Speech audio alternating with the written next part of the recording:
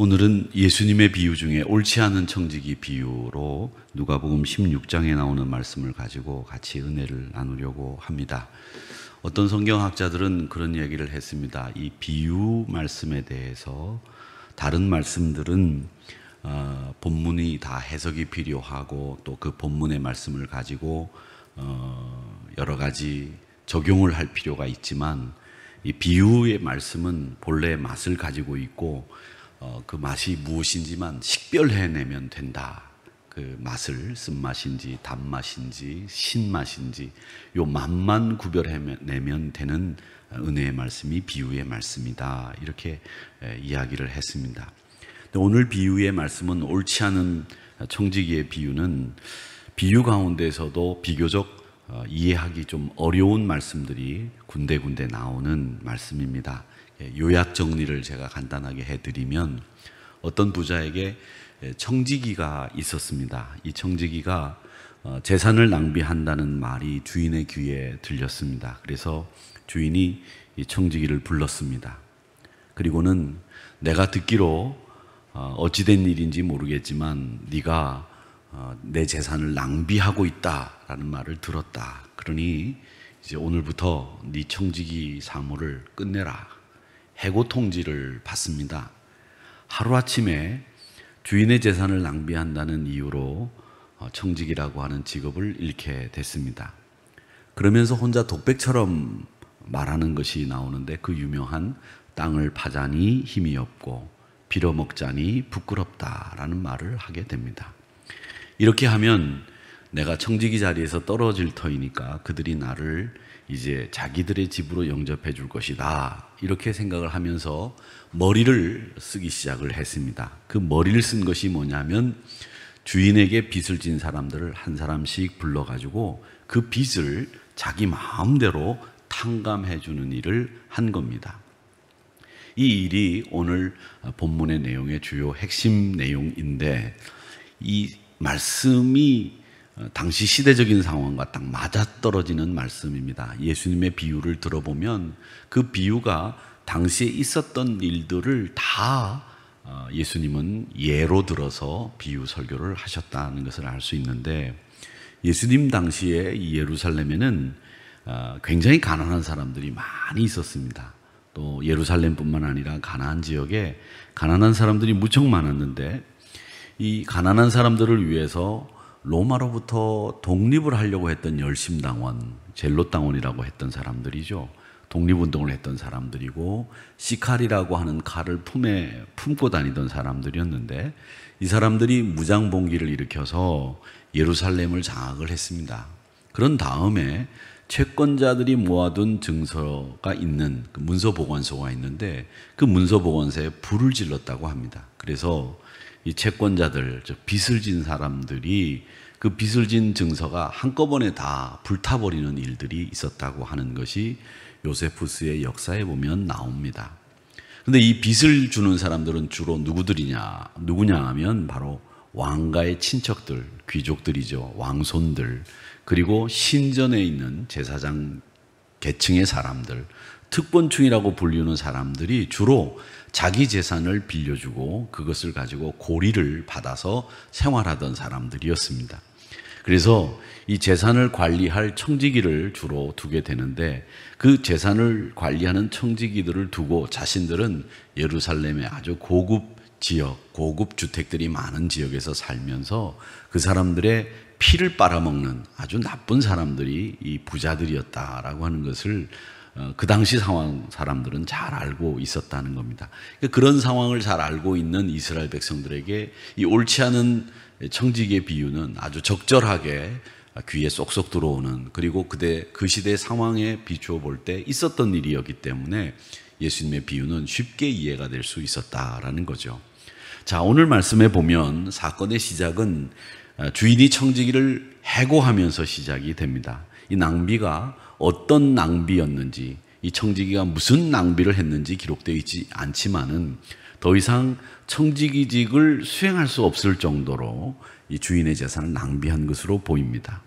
근데 이 청지기는 청지기 입장에서는 가장 힘든 일이 앞으로 일어날 것을 예고하고 또 받았기 때문에 자신은 어떻게 준비해야 되는지를 생각한 겁니다. 불의한 청지기.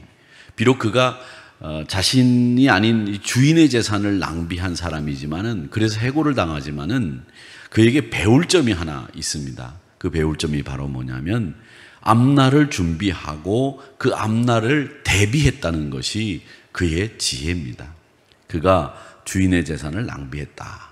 주인의 빚을 자기 마음대로 탕감했다. 그게 옳다. 그게 지혜로운 것이다. 이 얘기가 아닙니다.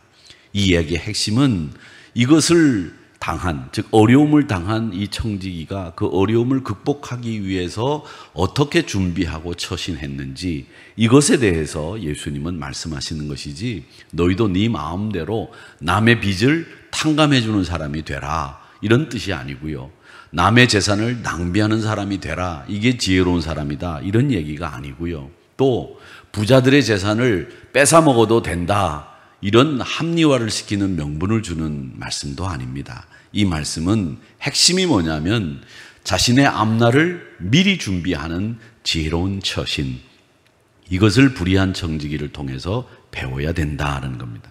3절의 말씀에 보면 청지기가 속으로 이르되 주인이 내 직분을 뺏었으니 내가 무엇을 할까? 땅을 파자니 힘이 없고 빌어먹자니 부끄럽다. 여기서 내가 무엇을 할까라는 말을 유념해서 보시기 바랍니다. 이 말씀은 그가 지금까지 살았던 삶, 그 삶과는 완전히 다른 삶을 준비해야 된다. 완전히 다른 삶을 살아야 된다. 즉 각성이 일어났던 겁니다. 이것이 바로 예수님의 말씀처럼 뱀처럼 지혜롭다는 뜻이 아니고 무엇이겠습니까?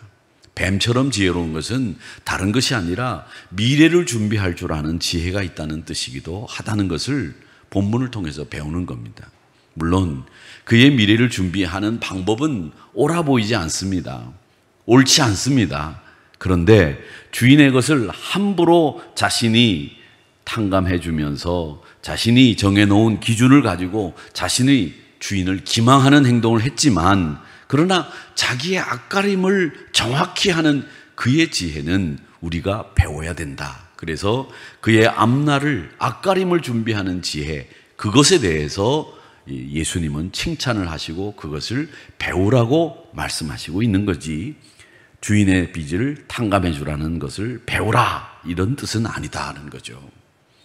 양병 10년, 용병 1일이라는 말이 있습니다. 군사를 키우는 데는 10년이 걸리지만 군사를 써먹는 데는 하루밖에 걸리지 않는다라는 말이죠. 10년 동안 군사를 키워서 하루만 쓸 수밖에 없는 그런 일들이 벌어지는 일들이 얼마나 많습니까? 하루를 쓰기 위해서 10년을 준비해야 된다는 말인데, 사랑하는 성도 여러분, 우리가 살고 있는 이 세상이 갈등을 빚고 있는 여러 가지 원인들이 있지만 그 이유 중에 하나가 뭐냐면 투자는 하지 않으면서, 노력은 하지 않으면서 자꾸 열매만 얻으려고 하는 이런 사회적인 분위기가 갈등을 초래한다는 겁니다. 여러분, 내가 노력하지 않고 투자하지 않는데 열매를 얻으려고 하는 것, 이런 부분에서 다들 갈등을 빚고 갈등 속에 살아가고 있는 것 아니겠습니까? 불로소득을 노리고 자기는 노력하지 않았는데 일확천금이 떨어지기를 바라는 마음 가지고 욕심을 부리고, 자기의 노동의 대가보다도 훨씬 더 많은 것을 요구하고, 자기가 가지고 있는 재산을 정당하게 굴려야 되는데도 그렇게 굴리지 못하고 이상한 편법을 써서 그 재산을 불리려고 하는, 이런 투자하지 않으면서 소득을 얻고 열매를 얻으려고 하는 것들이 이 사회를 병들게 하고 갈등으로 치닫게 하는 겁니다. 바로 그렇습니다. 여러분, 우리가 미래를 위해서 어떤 준비를 할 것이냐, 미래를 준비하기 위해서 우리가 어떤 투자를 하고 어떤 노력을 해야 될 것이냐, 이것을 잘 생각해야 됩니다. 그런데 그 미래를 위해서 투자하지 않고 노력하지 않고 열매만 떨어지기를 바라는, 열매 떨어지기를 바라는 그 열매 맺혀 있는 나무 밑에 입 벌리고 누워있는 이런 모습이 지금 우리들의 모습이 아닌지를 한번 생각해 볼 수 있는 말씀입니다. 6절에 보십시오. 이 청지기는 정말 말도 안 되는 짓을 하게 되는데 주인에게 빚진 자를 일일이 불러다가 먼저 온 자에게 이르되 네가 내 주인에게 얼마 빚졌느냐? 기름 100마리입니다. 그래? 그러면 여기다가 증서를 가지고 와서 빨리 앉아가지고 50이라고 써라. 자기가 주인입니까? 아닙니다.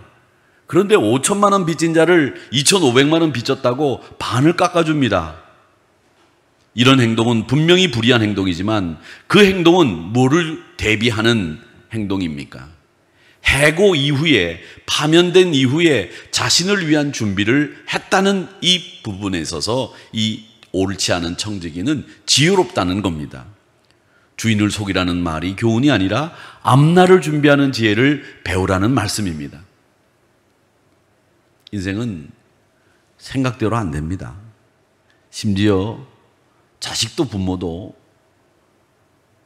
자식도 부모가 이제 키우는데 생각대로 그렇게 크지 않습니다. 부모 생각대로 크는 자식이 있다고 하면 얼마나 좋겠습니까? 우리가 세상 사는 이 세상 보면 예상치 못한 변수들이 도처에 깔려 있습니다. 정말 지뢰처럼. 그게 인생입니다. 우리가 충분히 계산하고 충분히 예산하고 충분히 이럴 것이다 라고 생각을 했고 경험에 미루어 볼 때 이건 99.999% 정확히 그렇게 될 것이다 라고 예상을 했는데 어긋나는 경우들이 정말 많습니다. 그래서 미련하게 보일지라도 미리미리 준비하는 태도는 꼭 필요하고 예상에 어긋나간다고 해서 또 우리가 가늠하는 미래를 이건 내 예상대로 안 될 거니까 준비하지 않고 그저 방임하고 안일한 태도로 대처하라는 것이 아니라 그런 예상하지 않는 일들이 변수가 일어난다고 할지라도 우리가 미리미리 준비하는 그리고 앞날을 위해서 투자하고 노력하는 이런 자세가 우리에게 필요하다는 것을 이 불의한 청지기를 통해서 배우는 첫 번째 말씀, 교훈입니다. 성경에도 보면 여름에 겨울을 준비하는 개미에게 배우라고 잠언 30장 25절에서 말씀하고 있지 않습니까? 곧 힘이 없는 종류로되 먹을 것을 여름에 준비하는 개미, 그 개미에게 배우라. 이것이 지혜라는 겁니다. 잠언 21장 20절 말씀에서도 지혜 있는 자는 집에는 귀한 보배와 기름이 있으나 미련한 자에게는 이것이 다 삼켜져서 없어져 버린다. 무슨 말입니까? 앞날을 준비하지 못하니까 지혜가 없으니까 자기가 가지고 있는 것마저도 뺏기고 다 없애버리고 소진해버린다는 겁니다. 미래를 준비하는 지혜가 있어야 됩니다. 앞날을 내다보는 지혜가 있어야 됩니다. 이것을 위해서 우리가 투자하고 노력하고 애써야 된다는 것을 이 옳지 않은 청지기의 비유를 통해서 예수님은 말씀하시고 있습니다. 또 하나 우리가 오늘 이 본문의 말씀에 보면 좀 이해하기 어려운 말씀이 하나 나옵니다. 9절에 보면 이런 말씀이 나오죠. 네가 너희에게 말하노니 불의의 제물로 친구를 사귀라. 그리하면 그 제물이 없어질 때에 그들이 너희를 영주할 초소로 영접하리라. 이렇게 되어 있는데 이 말씀 가운데 불의의 제물로 친구를 사귀라. 이 말씀은 상당히 이해하기가 어려운 책입니다. 이 어려운 말씀입니다. 이 말씀을 언뜻 보면 불의한 재물, 도박이나 또 혹은 편법을 써서 사람을 등쳐서 얻은 재산을 가지고 네 호의호식하는 데 쓰지 말고 친구를 사귀는 데 쓰라. 이런 말씀처럼 이해할 수 있습니다. 근데 이 말씀은요, 우리가 원문을 정확하게 볼 수 있어야 됩니다. 원문에 어떻게 되어 있는지 그 원문 말씀을 보아야 됩니다.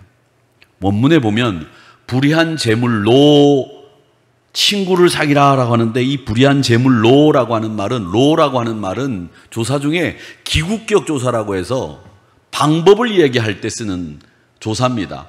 불의한 재물로 버스를 타고 기차를 타고 기차를 가지고 자동차를 가지고 기국격이라고 하는 조사가 바로 이 불의한 재물로입니다.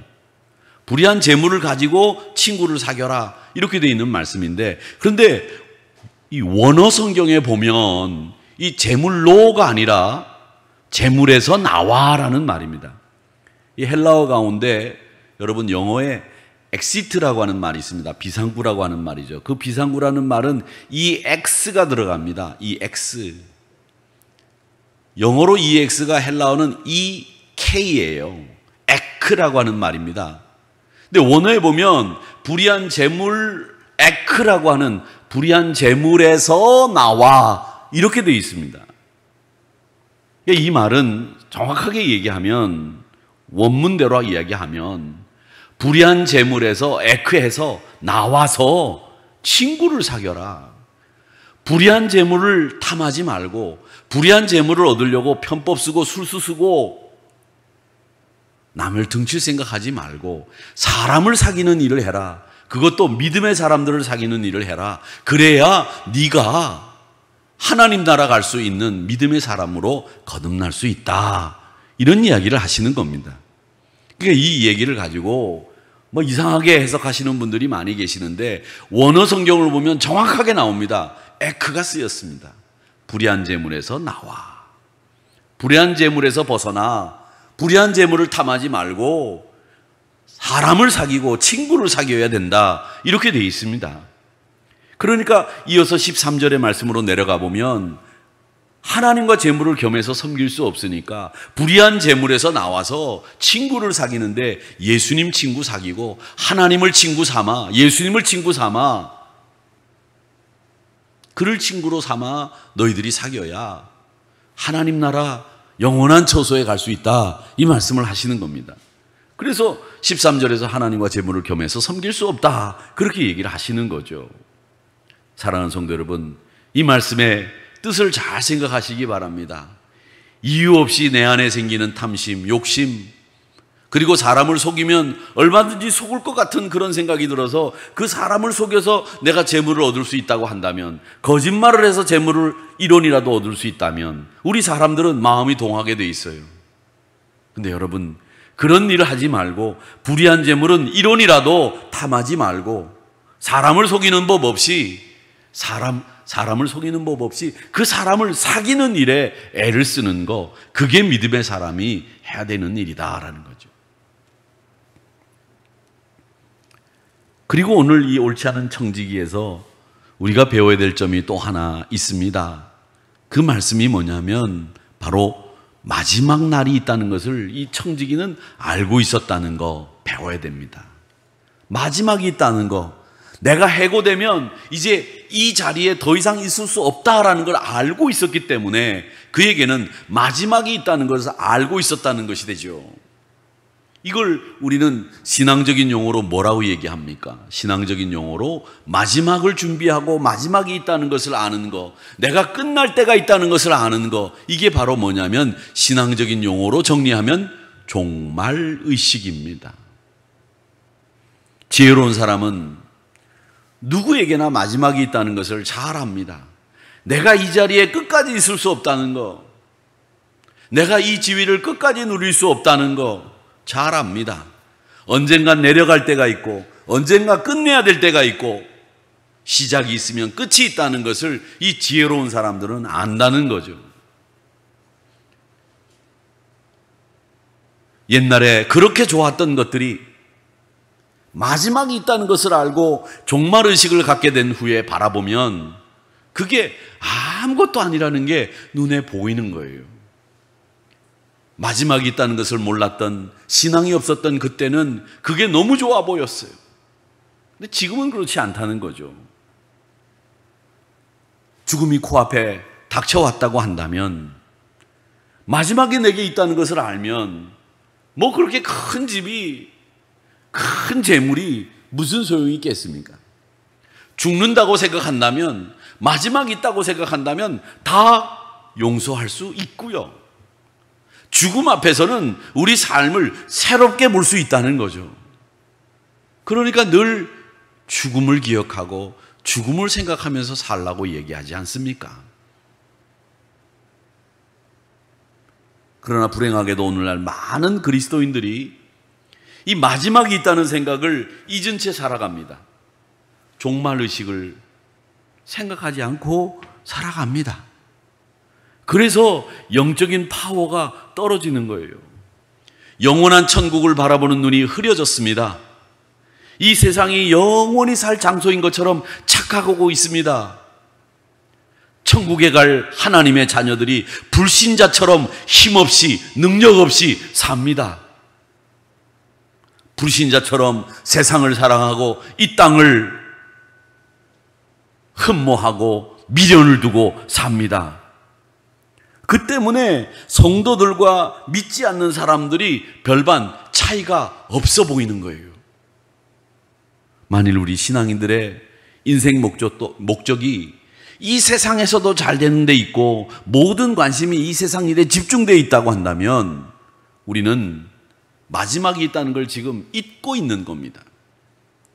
세상을 변화시킨 믿음의 선배들을 보십시오. 선지자들 보세요. 그분들은 한결같이 하늘나라를 소망했고 종말론을 믿음으로 지키면서 살았습니다. 1세기 초대교회가 능력 있는 교회, 문제도 많았지만 생명력이 넘쳤던 교회가 될 수 있었던 것은 바로 주님에 대한 기대, 그 재림에 대한 기대가 종말 신앙이 확고하고 투철했기 때문에 오늘날 우리 교회와 같은 현재 많은 현대 교회들과 같은 이런 문제들을 안고 있었지만 능력 있는 생명력 있는 교회가 될 수 있었던 거예요. 그러니까 핍박이 와도 걱정하지 않고 낙심하지 않고 종말이라고 하는 희망의 빛에서 오늘의 문제를 바라봤기 때문에 늘 소망이 넘쳐났던 거죠. 사랑하는 성도 여러분, 이 옳지 않은 청지기의 비유를 통해서 마지막이 있다는 것을 배우라, 이 교훈을 우리가 가슴에 담기를 바랍니다. 그는 마지막이 있다는 걸 알았어요. 야, 내가 해고당하고 내가 이제 이 청지기직을 끝낼 날이 곧 다가왔구나. 준비했습니다. 이게 지혜로운 처사였다는 겁니다. 사랑하는 성도 여러분, 종말의식, 마지막이 있다고 하는 것을 잃어버리면 우리 인생의 방향타가 아무데나 가게 되는 방향타가 되고 마는 거예요. 인생이 흔들리고 영적인 능력도 잃습니다.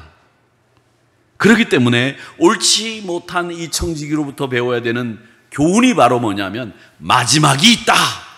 이걸 우리는 배워야 되고 그 앞날을 내가 해고당한 이후에 그 앞날을 준비하는 지혜로운 처사가 우리에게도 있어야 된다는 겁니다.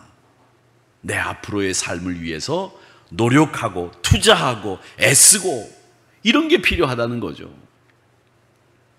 젊은 사람들도 배우는 일에 애를 쓰지만 요즘 보면 연세 드신 어르신들이 다시 공부를 시작해서 영어를 배우고 또 영어를 할 줄 아시는 어르신들 가운데에서는 뭐 독일어를 공부하고 스페인어를 공부하고 이런 붐이 일어나서 나이 드신 분들이 공부하는데 막 열중하고 또 요즘에는 이제 집에 있는 시간이 많으시니까 집에서 유튜브라고 하는 유 선생님을 통해서 공부하는 광풍이 일어났다 그래요.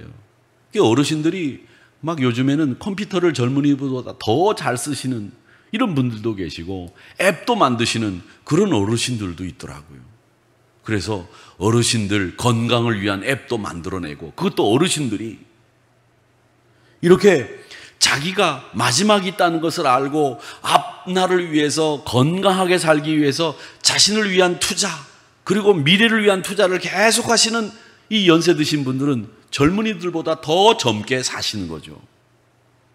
사랑하는 성도 여러분, 오늘날 도덕이나 윤리로 볼 때, 아니 예수님 당시의 윤리나 도덕으로 볼 때도 이 청지기는 끝까지 불의한 사람입니다. 끝까지 주인을 속인 사람이에요. 그런데 그 불의한 가운데에서 그의 처신은 우리가 배워야 된다는 겁니다. 그도 자신을 알았습니다. 내가 어떤 처지에 있는지 알았기 때문에, 자기가 어디에 있는 사람인지를 알았기 때문에 땅을 파자니 힘이 없고 빌어먹자니 부끄럽구나. 이 말 한마디가 자기가 어떤 처지에 있는지, 내 존재는 어떤 존재인지를 알았다는 얘기예요. 자신의 처지와 능력의 한계를 알았다는 얘기죠. 그러니까 내가 땅을 파자니 힘이 없고 빌어먹자니 부끄럽구나라는 독백이 나온 거예요. 나는 청지기일 뿐이다. 내가 주인이 될 수 없다는 거죠. 그런데 오늘 이 이야기를 가지고 드라마를 만들면 어떻게 되겠습니까? 청지기가 해고를 당했다, 그만둬라, 이런 말에 내가 해고당하지 않기 위해서 주인을 죽이는 일을 꾸미거나 주인에게 음모를 뒤집어 씌워 다른 권력 있는 사람들에게 청탁을 해서 그 주인의 재산을 뺏어가지고 자기 것으로 만드는, 이게 요즘 드라마의 소재잖아요. 그런데 이 청지기는 그 앞에서 자기의 자신이 어떤 존재인가를 알고 음모나 술수나 이런 것이 아니라 주인을 기망하기는 하지만 앞날을 준비하고 마지막이 있다는 것을 아는 자세를 우리에게 보여주었다는 겁니다. 여러분, 주인으로부터 우리가 최후 통첩을 받는 순간이 있을 겁니다. 우리의 생명의 주장자이신 하나님이 야, 오늘 오거라. 내가 하나님이 오라고 하는 그날 내가 갈 수밖에 없는 청지기인 것을 우리는 알아야 됩니다. 그래서 내가 지금 어떤 처지에 있는지, 내가 어떤 상황인지를 분명히 알고 말해야 됩니다. 땅을 파자니 힘이 없고 빌어먹자니 부끄럽구나 라고 하는 이 말 속에서 그는 자신의 존재가 얼마나 한계가 있고 유한하고 자기는 얼마나 한심한, 그리고 연약할 수밖에 없는 청지기다라고 하는 인식이 그의 머릿속에 있었다는 겁니다. 탈무드를 보면 한 인간을 평가하는 기준을 히브리 말로 키소, 코소, 카소라고 합니다. 키소, 코소, 카소. 키소라고 하는 말은 돈주머니라는 뜻이에요. 그 사람을 평가하는 데는 세 가지 기준, 키소, 코소, 카소다. 키소, 돈주머니. 즉 그 사람이 돈주머니를 어디에 쓰는가를 보면 그 사람을 알 수 있다는 거죠. 그게 키소입니다. 코소는 뭐냐면 이 술잔이라는 뜻인데요, 그 사람이 인생의 재미를 어디서 찾는지를 보면 그 사람을 알 수 있다는 거예요. 그 사람은 어디에서 인생의 재미를 찾느냐? 코소, 술잔. 술에서 재미를 찾으면 그 사람은 술주정뱅이. 믿음에서 찾으면 그 사람은 그리스도인. 그러니까 술잔, 재미를 어디서 찾느냐에 따라서 그 사람의 기준이 달라진다는 거죠. 그럼 카소는 뭐냐? 이건 노여움이라고 하는 말이기도 하고 열정이라고 하는, 패션이라는 말도 됩니다. 즉 이 말은 뭐냐면, 이 카소라는 말은 그 사람이 어디에 열중하고 어디에 열정을 쏟아붓는지, 뭘 할 때 신이 나고 어떤 일을 할 때 화가 나고 어떤 일을 할 때 땀을 흘리며 하는지, 그거 보면 그 사람이 어떤 사람인지 알 수 있다, 이런 말입니다. 그래서 키소, 코소, 카소라는 말이 있습니다. 그가 돈을 어디다 쓰는지, 그는 어디에 재미를 두고 사는지, 그가 어떤 일에 열정을 품고 있는지, 이것만 보면 그 사람이 어떤 사람인지를 안다는 겁니다. 여러분의 키소, 코소, 카소는 무엇입니까? 한번 오늘 생각을 정리해 보시기 바랍니다. 나의 키소와 나의 코소와 나의 카소는 무엇인가? 아무리 많고 크더라도 우리가 살고 있는 이 눈에 보이는 세상은 잠시 내가 빌려 쓰는 겁니다. 우리 인생을 하나님이 거두어 가실 때는 다 놓고 가야 됩니다. 사는 동안만 누릴 수 있습니다. 내 인생은 항상 주인이 있고 내가 주인이 아니라 청직이라고 하는 것을 알아야 됩니다. 이 고백처럼 땅을 파자니 힘이 없고 빌어먹자니 부끄럽구나, 내 존재의 한계를 아는 청지기의 모습, 그걸 우리는 배워야 됩니다. 오늘 부디 빌기는 이 말씀을 통해서 내 한계, 내 위치 정확히 알고 불의한 재물을 떠나서 믿음의 사람들을 사귀고 예수님을 친구 삼는 우리 사랑하는 성도님들이 되시기를 바라고, 마지막이 있다는 것을 분명히 기억하면서 내 앞날을 어떻게 준비할 것인가를 생각하면서 준비하고 대비하고 그렇게 살아가는 지혜로운 믿음의 승리자들이 되기를 주님의 이름으로 축복합니다.